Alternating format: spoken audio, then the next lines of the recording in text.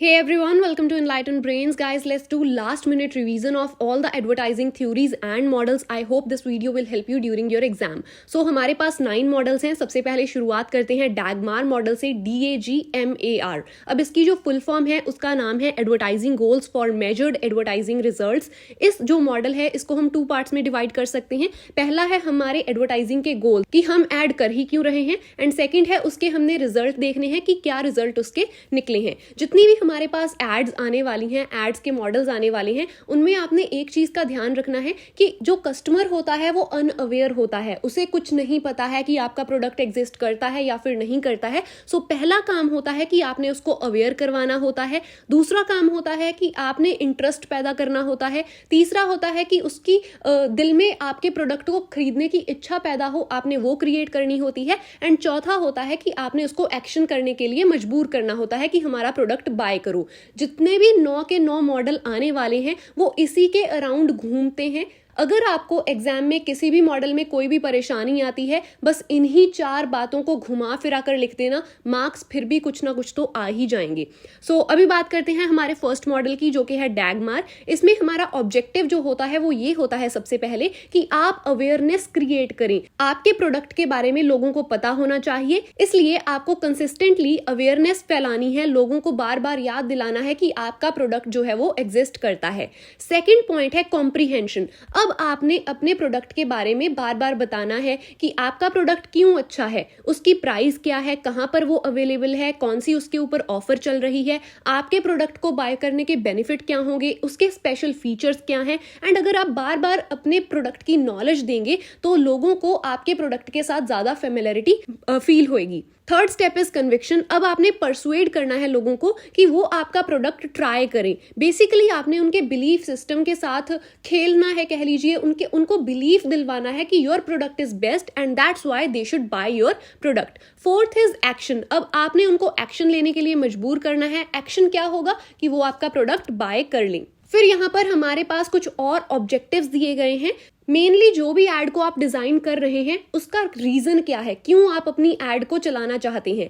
क्या आपका पर्पस ये है कि जो कस्टमर है वो आपके शोरूम पे विजिट करे, या फिर आप चाहते हैं कि आपकी मार्केट शेयर में ग्रोथ हो, या फिर आप चाहते हैं कि आपकी सेल्स बहुत ज्यादा बढ़ जाएं. परफॉर्म कंप्लीट सेलिंग फंक्शन भी एक रीजन हो सकता है. Advertise a special reason to buy. आपका ऑब्जेक्टिव ये होना चाहिए कि आप इसलिए एड दे रहे हैं कि आप लोगों को एक स्पेशल रीजन दे रहे हो कि हमारा प्रोडक्ट बाय करे. अब इसकी एक एग्जांपल है जैसे कि कुकू एफएम वाले, वो क्या करते हैं, हर बार एक स्पेशल रीजन देते हैं कि हमारी जो ऑडियो बुक है यहाँ पर लाखों बुक्स फ्री में मिल रही हैं. तो ये क्या हुआ, ये एक स्पेशल रीजन हुआ उस बुक को बाय करने का. Next is stimulate impulse sale, की आपकी सेल ज्यादा हो, रिमाइंड पीपल टू बाय. आप एड इसलिए चलाना चाहते हैं कि लोगों को एक रिमाइंडर जाए कि वो आपका प्रोडक्ट खरीदें. Create awareness about the product and brand existence. आप लोगों के मन में अवेयरनेस क्रिएट करना चाहते हैं अपने ब्रांड के बारे में.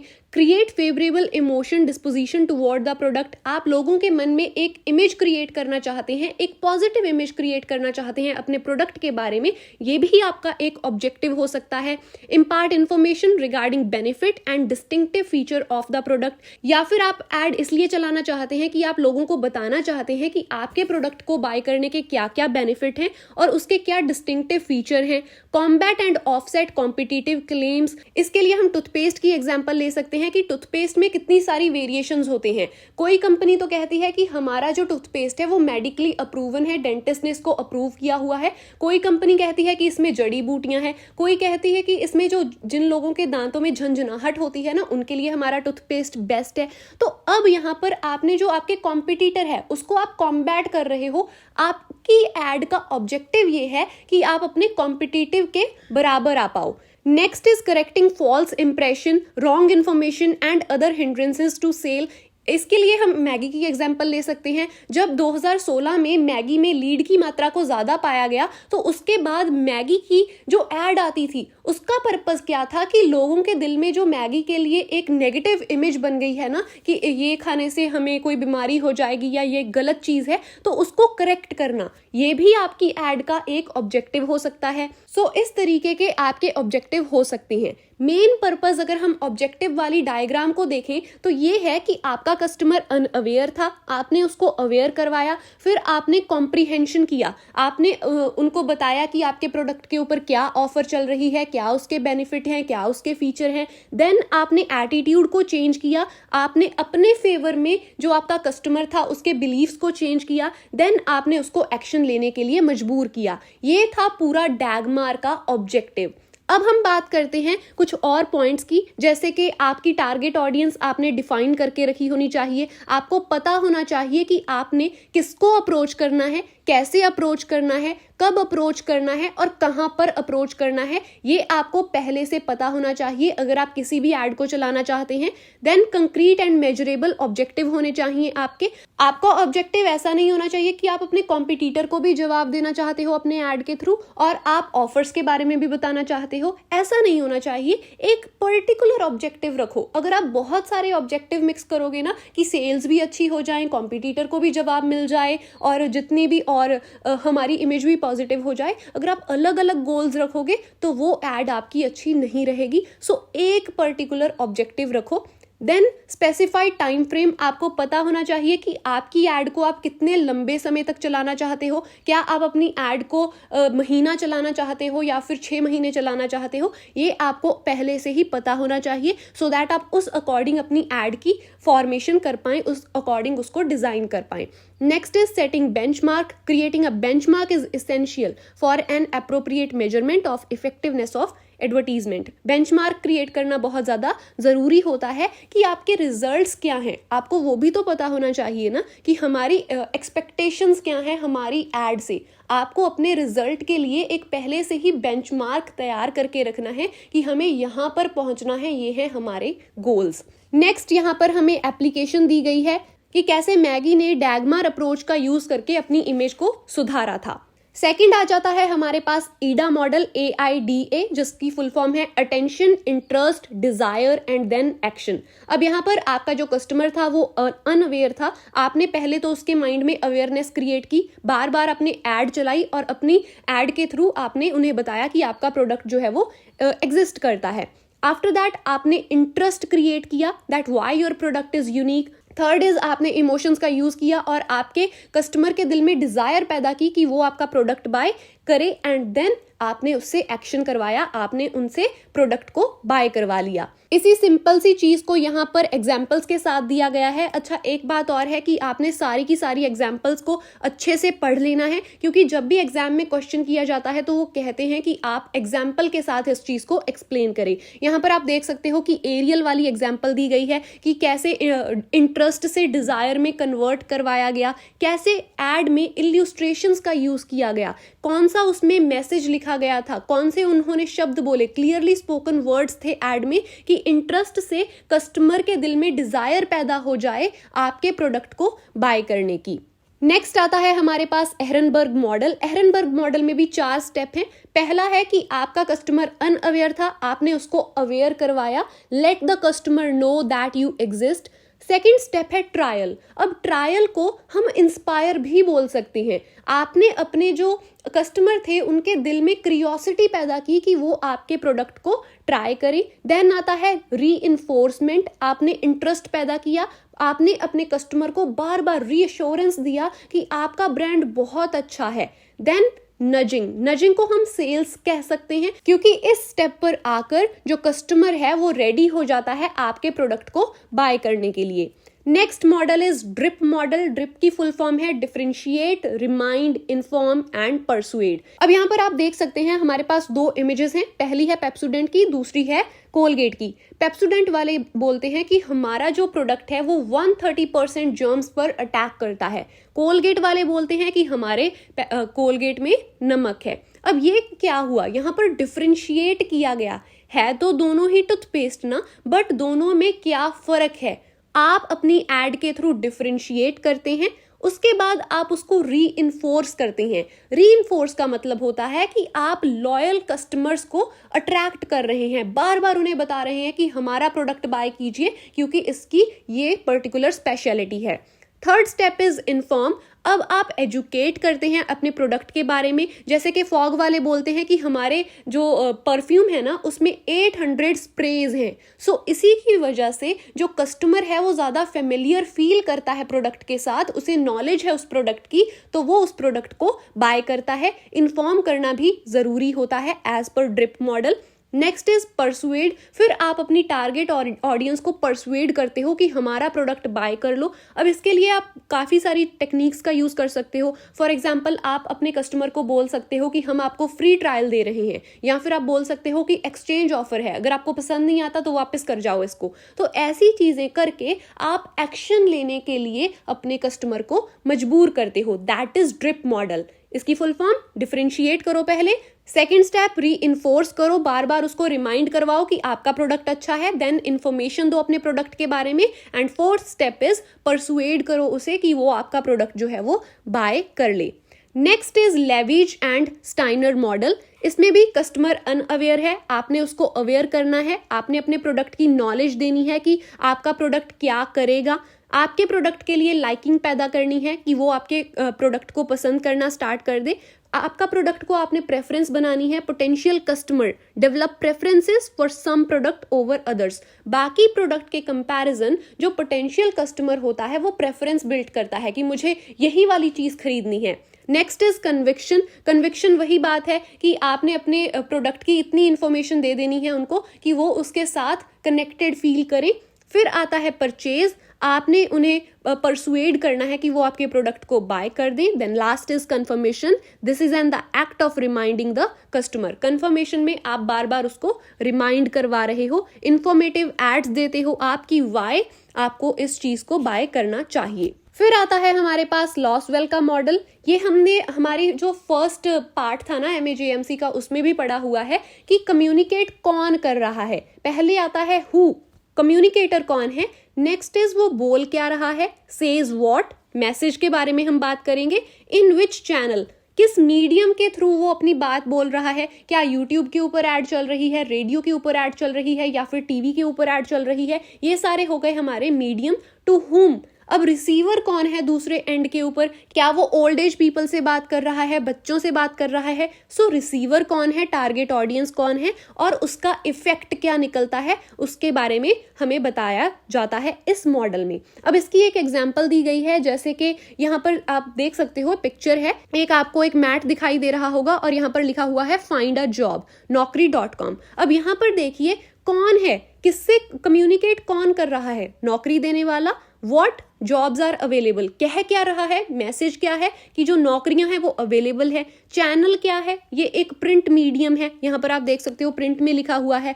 नेक्स्ट किससे बात की जा रही है, रिसीवर कौन है, रिसीवर वही है जो अनएम्प्लॉयड होगा। And the next one is with what effect, क्या इफेक्ट के साथ ये बात की जा रही है कि हमारा जो जॉब पोर्टल है वो बहुत अच्छा है, एक जॉबलेस इंसान को भी जॉब मिल गई है, ये हो गया इसका एक effect. Next model is Maslow's model of hierarchy need. अब यहाँ पर मास्लो ने 5 पॉइंट्स में एक नीड्स के पिरामिड को डिवाइड करके रखा है। सबसे पहले वो कहता है कि इंसान की पहली नीड होती है कि उसे रोटी कपड़ा मकान मिल जाए, ये उसकी फिजियोलॉजिकल नीड है। उसके बाद उसकी सेफ्टी की नीड्स होती हैं कि उसकी बॉडी सिक्योर रहे, उसके पास इनकम आती रहे, ये होती है उसकी सेफ्टी वाली needs. Then love and belonging, अब इंसान चाहता है कि उसकी फैमिली हो, उसके फ्रेंड्स हो, वो किसी को बिलोंग करता हो। देन आती है एस्टीम, आप अपनी एड के थ्रू दिखा रहे हो कि आपका प्रोडक्ट इतना अच्छा है जिससे उसकी सोसाइटी में रिस्पेक्ट होगी, या तो आप इस पॉइंट ऑफ व्यू से अप्रोच कर रहे हो। Then next is self actualisation. अब यहाँ पर जो इंसान है वो काफ़ी ज़्यादा मॉरली बहुत ऊपर उठ चुका है, वो क्रिएटिव हो चुका है, तो आप उसकी क्रिएटिविटी को टारगेट करने के लिए उस एड को चलाते हो। सो 5 स्टेप है यहाँ पर इसकी एग्जाम्पल दी गई है, यहाँ पर आप देख सकते हो सेफ्टी वाली, कि अगर आप अपना कोई प्रोडक्ट ऐसा बेचना चाहते हो जिसमें आप एक इंसान की सेफ्टी वाली नीड्स को टारगेट कर रहे हो, तो आप कुछ इस तरीके की एड जो है वो चला सकते हैं, क्योंकि इंसान की ऐसी ही ज़रूरतें होती हैं। बेसिकली यहाँ पर इंसान की ज़रूरतों को डिवाइड किया गया है कि पहली ज़रूरत क्या है, रोटी कपड़ा मकान, क्या आपका जो प्रोडक्ट है वो इस इंसान की इस ज़रूरत को पूरा करता है, फिर उस अकॉर्डिंग आप ऐड बनाओगे।